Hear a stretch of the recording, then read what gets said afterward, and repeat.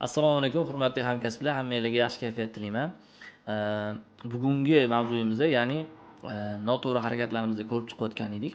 Qaysi ma'noda mijozlar oqimini qadama-qadam oshirishga oid bo'lgan mavzuni ichidagi noto'g'ri harakatlar, ya'ni qanaqa noto'g'ri harakatlar bizani mijozlarimizni oqimini kamayishiga yoki mijozlar oqimini ko'payishini e, ko'payishiga qiyin bo'ladi, ya'ni kamayishiga sabab bo'ladi, ko'payishini xalal beradi ko'payishiga. Bugungi noto'g'ri harakatimiz shundan iboratki, yolg'on gapirish. Ya'ni mijozga farqi yo'q, har qanaqasiga ish borasida umuman sizga ko'rsatayotgan xizmatga oid bo'lgan mavzularni farqi yo'q. Yolg'on gapirishlik. O'zi umuman yolg'on yaxshi emas. Aynan ishda yolg'on endi aralashtirib siz ya'ni topayotgan pulingizga yolg'on aralashtirib qo'yadigan bo'lsangiz, bu tем более barakangizni o'chirishi mumkin. Bu yolg'onlar hammada har xil. Oddiy misol ba'zi birlar shaxsiy brendida yolg'on aralashtirishi mumkin. Oddiy misol.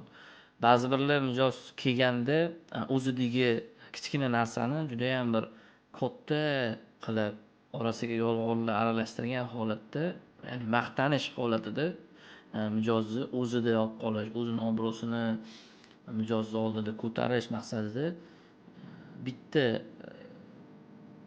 to'g'ri ma'lumotga atrofiga 3-4 ta yolg'on ma'lumotni qo'shib mijoziga shu narsani berishlik, ya'ni o'zi haqida informatsiya berishlik. Bu holatda endi siz baribir o'zingizni yolg'onlar aralashtirib qanaqa ko'rsatganingiz bilan ham baribir yolg'onni tegi chiqadi. Mijoz qaysidir holatda baribir buni bilishi mumkin yoki yolg'oningizni tegi ochilishi mumkin. Umuman ochilmagan taqdirda ham sizga o'sha yolg'onlardan kelib chiqqan holatda sizga ishonch bildirib, siz bilan hamkorlik qilyapti. Misol, mijoz bilan siz kak hamkor deysizda. Kak desam bo'ladi. Siz hamkor bo'lib ishlayapsiz u bilan. Nechidir shu oiladan biri, nechidir yillardan beri sizning mijozingiz siz bilan birga, ya'ni ishlaydi, u siz xizmatingizdan foydalanadi. O'sha xizmatga, o'sha foydalanishga yolg'on aralashtirishlik yaxshi emas. To'g'ri, kichkina narsangizni chiroyli qilib, uni upakovka qilib ko'rsatishlik boshqa narsa. Lekin uni yo'q narsani bor qilib atrofiga yolg'onlarni aralashtirishlik, bu sizni to'g'ri, men ko'p pul topganman, yaxshi mijozlarim ko'p deyishingiz mumkin, lekin siz hayotingizga qarab qo'ysangiz, ko'p pul topayotgan bo'lsangiz ham ko'p narsaga yetkiza olmasdan barakangiz uchib qolgan bo'lishligi mumkin. Qaysidir ma'noda. Chunki bir ishimizni savdo sotiq deb olib qaraydigan bo'lsak ham, baribir oldi-berdi bo'lyapti. Siz xizmat ko'rsatyapsiz, u sizga xizmat haqqingizga yarasha pul to'layapti mijoz va siz yolg'on aralashtiryapsiz. Bu noto'g'ri narsa. Yoki shunaqa holat juda yomon ko'raman men bitta holatda, ya'ni bizda shunaqa narsaki, sertifikat, diplom. Meni o'zimga ham shunaqa sartaroshlar misol uchun yozib turishadi. Hozir balkim ko'rib turishgandir. Bu o'sha o'ziga ham aytaman bu narsani, lekin bu juda xunuk bir men uchun xunuk narsa-da. Telefon qilib, menga sizni sertifikatingiz kerak, o'qishingizni sertifikati kerak. Xo'p, sertifikat kerak bo'lsa, kelib o'qib, keyin sertifikat taqdim qilinadi. O'qiganligingiz haqida sertifikat beriladi yoki diplom beriladi desangiz, yo'q, men o'zi normalniy, o'zimga normalniyman. Yaxshi socha olaman. To'pol qilib aytganda, sizdan ham yaxshi olaman degan narsa bo'lishi mumkin-da. Ko'p sartaroshlarımizda bor bu narsa. Mayli, omadinglarni bersin. Lekin shu sertifikatingizni necha pul deydi-da. Yo'q, uzr. Bizda sertifikat sotilmaydi deb aytaman. Noto'g'ri narsa-da, yolg'on-da. Borasiz, anta sertifikat sotib olasiz, uni chiroyli ramkaga qo'yib, bundoq oldiga qo'yib qo'yasiz klientingizni. Klient kelyapti, malaka oshirgan ekansizda, mana bu yoqda bu sertifikatlaringiz ko'p ekan, bu men kubiklar. Misol shu narsa to'g'rimi, noto'g'rimi? Bu yerda rost narsa ketyaptimi, yolg'on narsami? Yo'q, bu shu darajada biza bu narsani oddiy qabul qilib qoldikmi? Shu darajada bu yolg'onni bo'radi deb olamiz-da. Noto'g'ri narsa. Bo'radigan, ko'z yuvoradigan narsa emas bu narsa. Siz unga harakat qilmagan narsangizga bir o'sha narsani ko'rsatishlik. Mana men bu yo'lida misol chempion bo'lganman yoki mana bunaqa ba'zi birlarimizni bilmayman, balkim shunaqa holatlar ham bo'lgandir. Sotib olgan sertifikatda yoki chempionatda qaysidir ma'noda misol uchun tanish bilishchilik qilib qo'ygan bo'lishi mumkin. Bilmayman uni. Lekin bu narsa noto'g'ri narsa. Bor narsani upakovka qilib chiroyli ko'rsatishlik to'g'ri narsa. Misol uchun deylik, misol iPhone telefon, misol mana bu iPhone telefonni bundoq qo'yib qo'ysangiz boshqa narsa, lekin bu iPhone-ni sotayotganingizda sotuvchilar bilsangiz, uni yaxshilab polni ichini tushungan sotuvchi polni tushuntiradi.